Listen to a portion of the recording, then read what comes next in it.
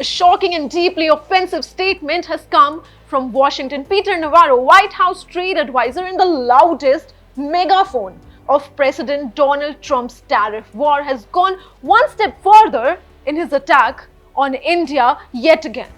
After calling India a laundromat for Russia for purchasing discounted Russian oil, Navarro has now dragged Indian society, Indian communities, even Indian caste into his war of words. On live television, Navarro declared, and I quote, "Brahmins are profiteering at the expense of the Indian people."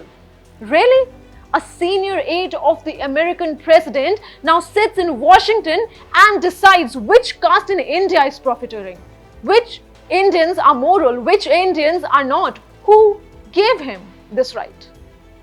Does Mr. Navarro even know the diversity of India? Does he even know how many communities, how many hard-working hands power our refineries, our ports, our energy sector? From Maharashtra to Tamil Nadu, from Gujarat to Odisha, every Indian contributes. But for Navarro, it is convenient to reduce 1.4 billion Indians to caste politics, to say it is just Brahmins profiteering. And why? To create divide within India, to provoke Indians against Indians, to paint us as divided. But here's the truth Mr. Navarro needs to hear. India is united. We may have different languages, different cultures, different castes, but when it comes to national interest, India speaks in one voice.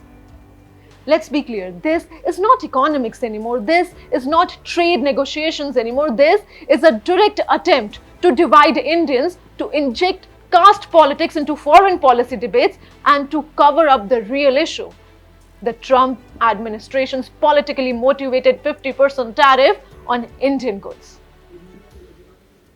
Viewers, let's call this out for what it is. The so-called laundromat allegation is a sham, but India buys Russian crude at discounted rates, refines it, and sells petroleum products to the world. It is legal. It is smart economics. And it has ensured affordable energy for Indian households, Indian factories, Indian transport, and for our own people.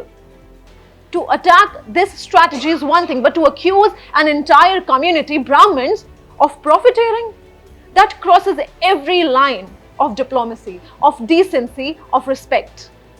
So let me turn the question around, Mr. Navarro. Who are you to lecture India?